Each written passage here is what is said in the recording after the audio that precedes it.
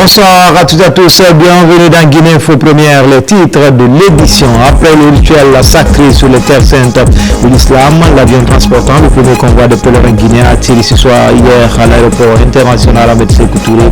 Près de 400 pèlerins guinéens ont été accueillis par le chef du gouvernement Amadou Riba, accompagné du ministre secrétaire général des Affaires religieuses. Et puis dans la région de Kidal, nouvelle version de collecte et de remontée des données liées aux épidémies d'origine animale en phase d'expérimentation. Des agents vétérinaires venus de différentes préfectures s'approprient de cette nouvelle application. Enfin, dans le reportage grand format, nous irons à Koundara où la volonté de protéger les réserves foncières de l'État prend le pas sur les contraintes sur place. Le directeur préfectoral de l'habitat vient d'enclencher une campagne de récupération et de sécurisation des domaines publics. Voilà pour le sommaire. Encore une fois, bonsoir à tous, bienvenue dans cette édition. Comme annoncé dans les titres, après le rituel sur les terres saintes de l'islam, l'avion transportant le premier convoi de pèlerins guinéens a atterri hier soir à l'aéroport Ahmed Sékou Touré de Conakry. Près de 400 Guinéens ont regagné le Bercail. Ils ont été accueillis par le chef du gouvernement Amadou Riba, accompagné du ministre secrétaire général des Affaires religieuses Marwan Kamara et l'âge Ismaël Nabi. Attendu par les parents et proches depuis quelques heures, l'avion transportant des premiers pèlerins guinéens a atterri ce samedi à 19h30 à l'aéroport international Ahmed Sékou Touré de Conakry. Au bas de l'appareil pour accueillir ces pèlerins, une délégation des autorités du pays à sa tête, le chef du gouvernement Amadou Riba. Ces nouveaux Elhaj et Adia ont regagné le Bercail dans les meilleures conditions. Je remercie le Tout-Puissant Allah qui nous a permis de quitter notre pays, partir et revenir. Remercier le gouvernement particulièrement pour l'effort fourni parce que nous avons été, on a compris que pour la première fois dans l'histoire, la Guinée, les pèlerins guinéens étaient dans toutes les conditions. En termes de tentes, de Medina, et puis nous étions en Medina par exemple, nous étions à 50 mètres de la mosquée. À la Mecque, nous étions à 100 mètres de la grande mosquée. Nous n'avons vu aucune souffrance, il n'a ménagé aucun effort pour nous prendre en soin. Nous avons vu vraiment des soins intensifs, financiers, moraux, et vraiment la façon dont les gens avaient l'habitude de parler de Mina, cette fois-ci, ce n'a pas été le cas. Nous avons eu suffisamment de toilettes. Tu ne peux pas t'arrêter à peu près 10 minutes sans pourtant utiliser la toilette. C'est pratiquement impossible. Et nous mangeons 3 fois par jour. Ce voyage spirituel est réussi grâce à la bonne coopération entre la Guinée et l'Arabie Saoudite à travers le secrétariat général des affaires religieuses. Nous disons Alhamdulillah parce que la Guinée a été honorée cette année. Donc les sociétés au nom des autorités saoudiennes qui reçoivent et qui hébergent tous les pays du monde dans les différents lieux saints, ce qu'on appelle Machaïr. Donc aussi ceux-ci ont honoré la Guinée comme première classe en Afrique et 5e classe mondiale. Je crois que c'est une satisfaction. Et tout cela est grâce à l'effort de son Excellence, Monsieur le Président de la République, qui n'a ménagé aucun effort, qui a préfinancé d'abord lorsque aucun pèlerin n'était pas enregistré, qui a aussi digitalisé une première pour les processus, toutes les opérations du Hajj, qui a aussi instruit le Premier ministre d'instruire le ministre secrétaire général de faire loger l'ensemble des pèlerins guinéens auprès des 200 mosquées. À 10 000 de nos compatriotes qui sont allés à la Mecque. Donc c'est tout à fait normal et c'est un devoir pour le Premier ministre de venir pour le premier convoi, d'accueillir les premiers pèlerins. En d'autres termes, c'est une marque de considération à la demande du président de la République de venir montrer notre sollicitude, notre disponibilité pour l'accueil de nos pèlerins et qui ont passé pratiquement 3 à 4 semaines de pénitence, de prière pour le pays, pour le peuple de Guinée.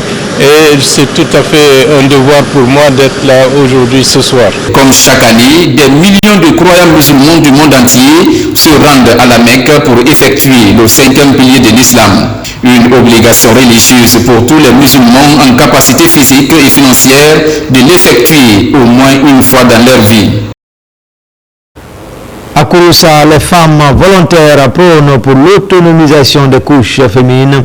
Une campagne de sensibilisation est organisée à cet effet. Elle encourage les femmes rurales à se lancer dans l'agrobusiness, une manière de contribuer à l'autosuffisance alimentaire en Guinée. Mikini Moussa Kamara, Ibrahim Oulim Foufana.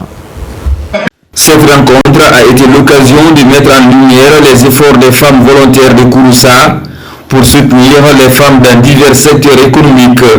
Au cœur des discussions se trouvait le projet Agrobusiness, une initiative ambitieuse visant à propulser les femmes vers une plus grande indépendance financière. Et cette association, effectivement, c'est pour le développement durable de la préfecture de Kouroussa, l'autonomisation des femmes et qui se fait à travers l'agroalimentaire. Mes femmes sont faites pour faire la culture maraîchère. En faisant les cultures maraîchères, on fait quand même beaucoup d'autres choses pour la transformation agroalimentaire. Vous savez, quand nous sortons à Conakry sur le terrain, j'ai toujours dit que les femmes sont la priorité du général Mamadi Doumbouya.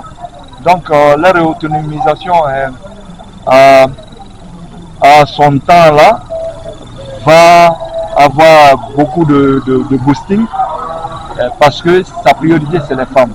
Ce projet se concentre sur des composantes visant à offrir des opportunités de formation, de financement et de soutien entrepreneurial aux femmes afin de renforcer leur capacité à participer activement à l'économie. Les femmes ont eu plus de 300 associations qui ont été financées par le chef de l'État. Pas seulement des prêts, mais des dons. Et chaque année, il fait ces dons importants pour montrer sa position, ses sentiments pour le soutien aux femmes. Cette initiative promet de transformer positivement la vie de nombreuses femmes de la préfecture de Kouroussa en leur offrant des outils nécessaires pour réussir ou prospérer. La Guinée dispose d'un navire équipé d'appareils de recherche scientifique et de sauvetage très sollicité dans la sous-région. Ce navire permet également de connaître l'état des ressources halieutiques et les données liées au plan de gestion et d'aménagement de pêche pour l'année suivante. À marge du sommet sur les océans Nice, le navire a connu la visite de la représentation diplomatique française à Conakry, Agassi Mouba. D'une valeur de plus de 10 milliards de francs guinéens, ce navire de recherche scientifique permet d'évaluer nos ressources en mer. En termes clairs, estimer la quantité de poissons ou encore le potentiel exploitable. L'ambassadeur de France en Guinée et en Sierra Leone visite le bateau dénommé Général Lansana Conté situé au port autonome de Conakry pour vérifier sa logistique.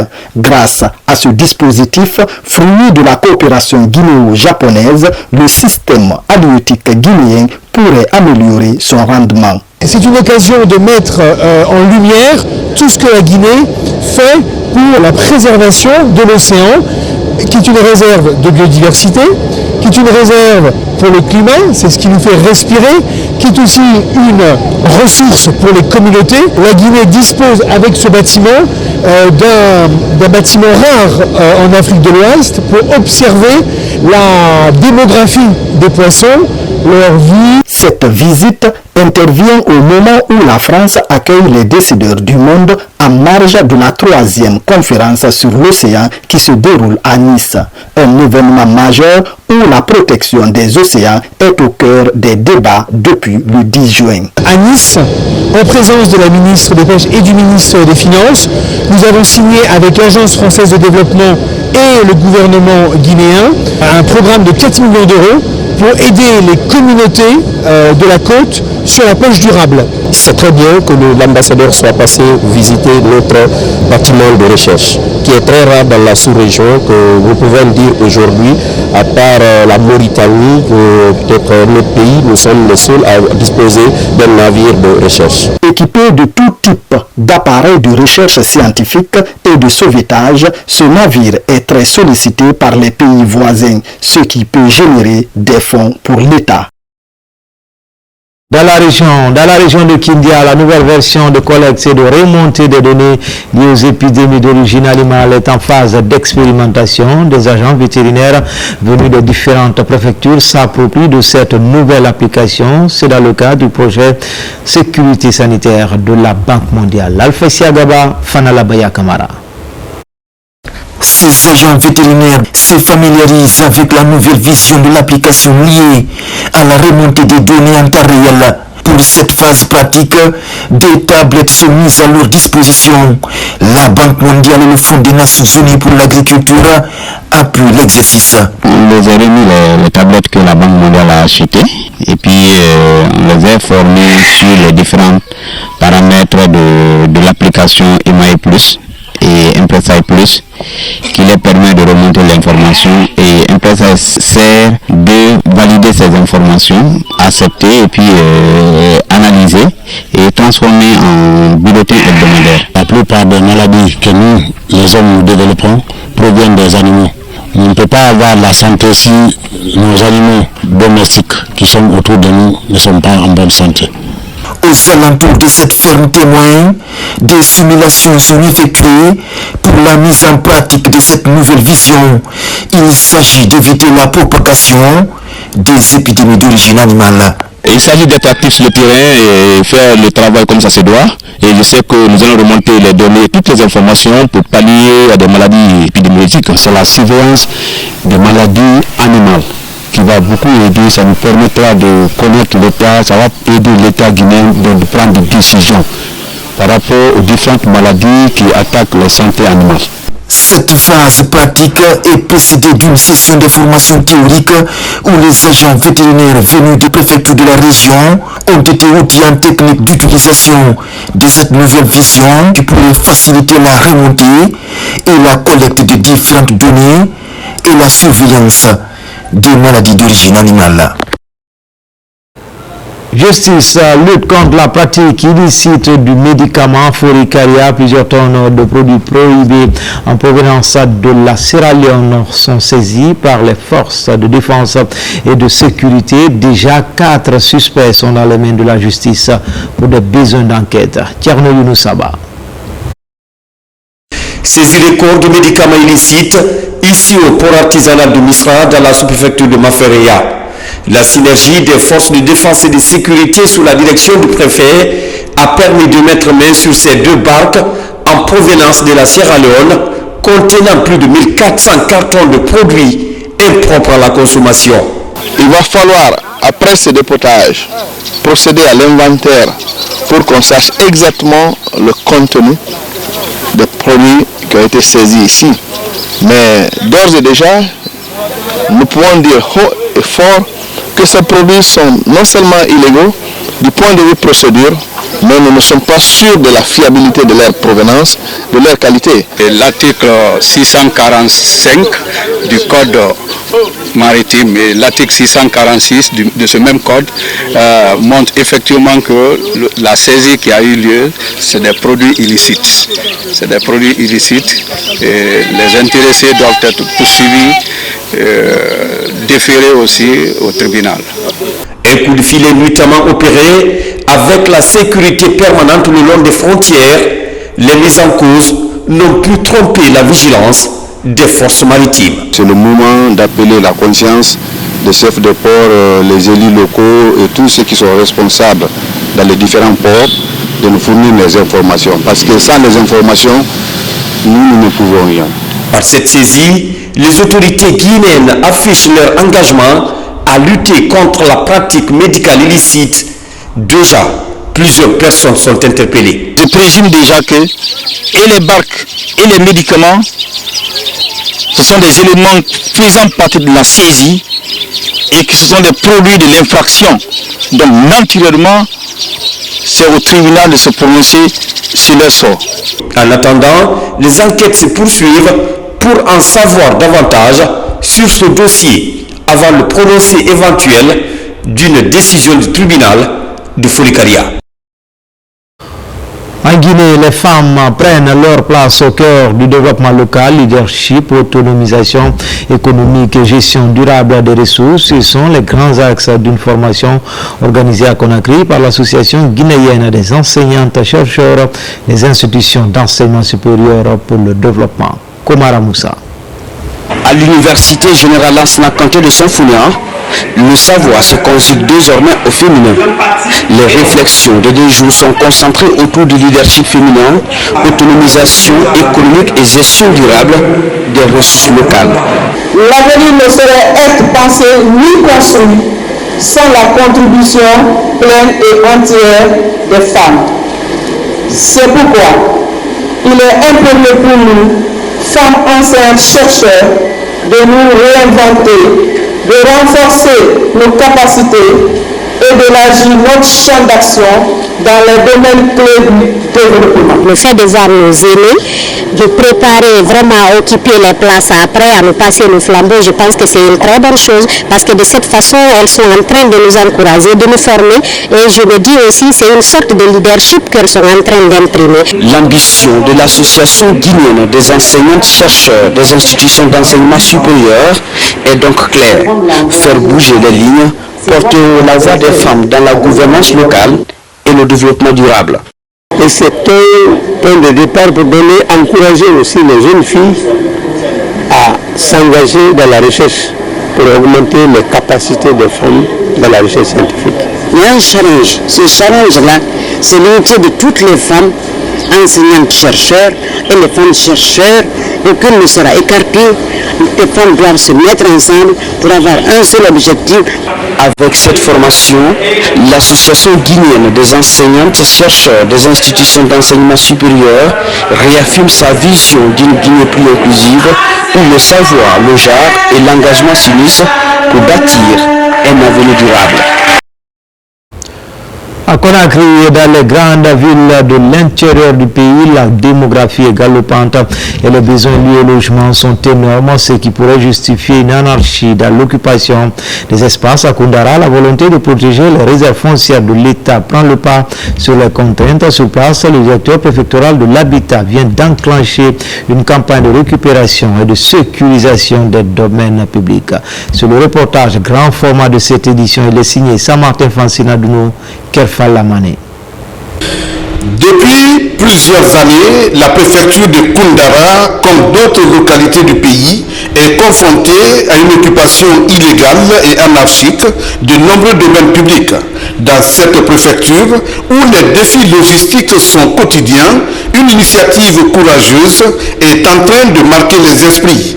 Par manque de véhicules, avec un effectif limité, le directeur préfectoral de l'urbanisme et de l'habitat, l'unique cadre d'ailleurs de ce secteur dans le Badjar, sur la moto, un exercice devenu un quotidien pour lui. Sur le terrain, notre équipe de reporters le suit jusqu'à destination où il a lancé une opération ambitieuse de délimitation, de récupération et de sécurisation des domaines publics, une mission ardue mais nécessaire.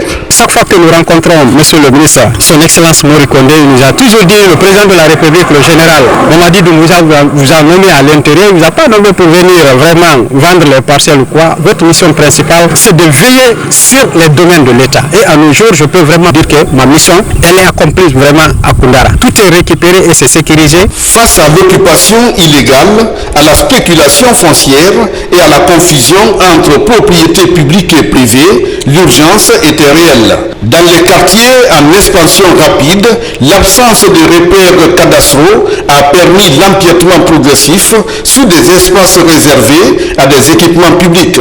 En exemple, l'aéroport de Sambailo, ce patrimoine national depuis la colonisation sur 103 hectares, est aujourd'hui anarchiquement occupé par des particuliers. Cet aéroport, il a fonctionné des années durant, un aéroport de proximité jusqu'à 1990, mais quand il était question de privatiser certains services de l'État, c'est ce qui a fait que l'aéroport a connu un arrêt de fonctionnement. Plus de temps à perdre, L'opération de délimitation, de récupération et de sécurisation de ces domaines publics et d'autres à Koundara apparaît comme un acte de redressement et de justice foncière.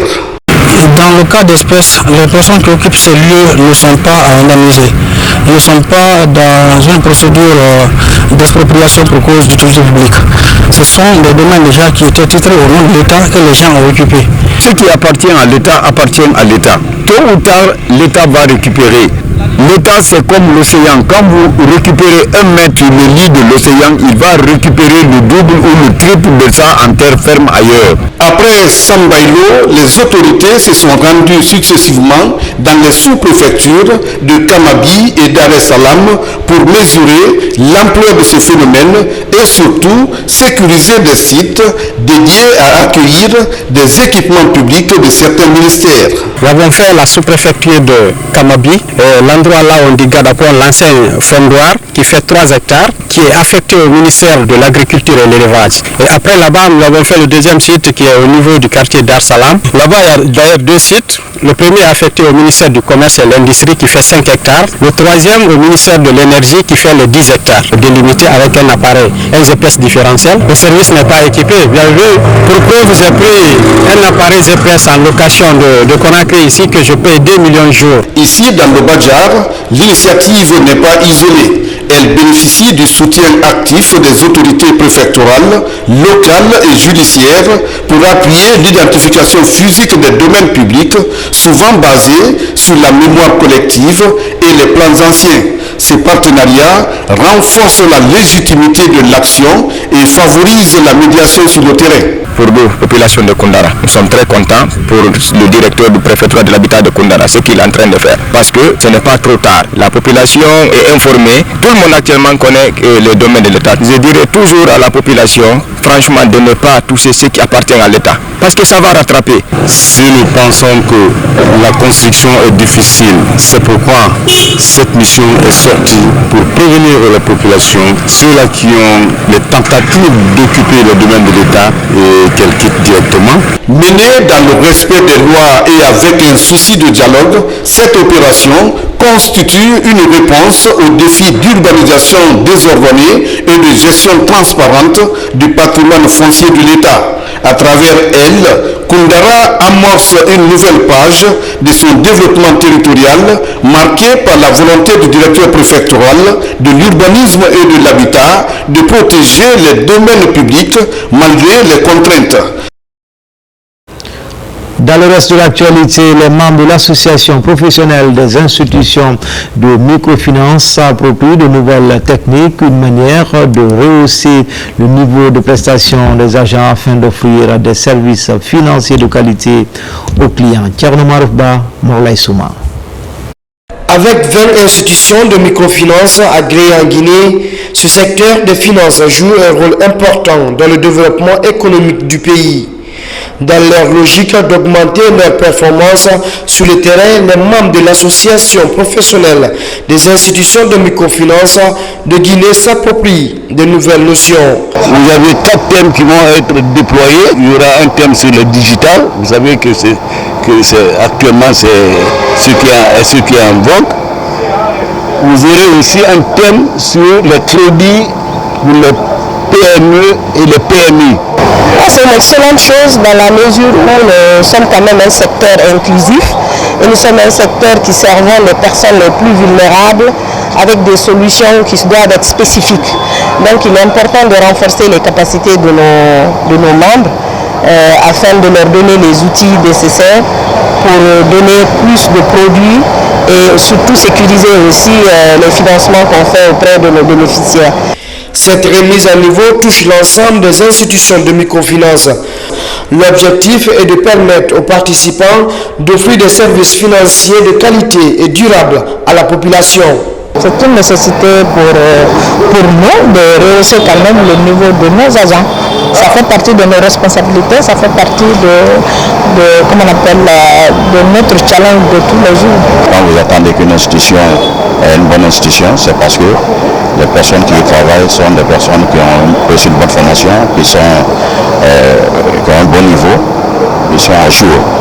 Donc le renforcement de capacité est nécessaire pour une institution, surtout une institution financière. Durant 2 jours, des modules comme analyse et l'exploitation des états financiers des PME, gestion des risques dans les institutions de crédit et fondamentaux du marketing dans les institutions de microfinance ont été enseignés. Enfin, à Farana, le directeur national de la garde communale vient d'échanger avec l'autorité préfectorale. Les débats portent sur le recrutement, la formation et les uniformes au sein des collectivités. La rencontre a connu la présence du président de la délégation spéciale et les chefs de quartier de la commune urbaine. RTG Farana, Ibrahim Oulem Foufana, Silati Kourouma. Rencontre du directeur national de la garde communale et les autorités locales de Farana. Ici, à la mairie, les échanges des parties prenantes à ce cadre de concertation ont porté sur les critères de recrutement des agents de la garde communale au compte des collectivités. Une occasion pour ces éléments d'être édifiés sur leur rôle et mission, ainsi que les limites de la fonction. C'est une mission de redynamisation des structures de la garde communale. Elle passe à savoir que la garde communale est une compétence transférée aux collectivités locales pour exercer leur pouvoir de police dans les domaines de bon ordre, sécurité, la salubrité publique, l'hygiène publique, l'esthétique publique et la tranquillité publique. L'objectif visé par le ministère de l'administration du territoire et de la décentralisation est de faire respecter les procédures de recrutement des agents de garde communale dans les collectivités décentralisées. Cette mission assignée à la direction nationale de la garde communale reconforte les autorités de Farana. Nous avons reçu la direction nationale pour non seulement donner les orientations et les modalités de recrutement de la garde communale. La rencontre s'est tenue à la commune en présence des chefs de quartier et d'éventuelles personnes candidates pour être garde communale. C'est pour cette fois-ci réhabiliter la garde communale. Une garde communale qui a devoir d'accompagner la délégation spéciale ainsi que les collectivités dans leur devoir, l'accomplissement de leur mission. C'est une rencontre qui a été bouclée par des questions-réponses entre la mission et les chefs de quartier sur les modalités de recrutement des agents de la garde communale. Un recrutement qui sera défini par le budget communal. C'était tout pour ce trésor. Les infos reviennent à 17h et à 19h dans Guinée Actu. L'actualité se poursuit également sur le www.rtgguinée.info. A tout à l'heure, Inch'Allah.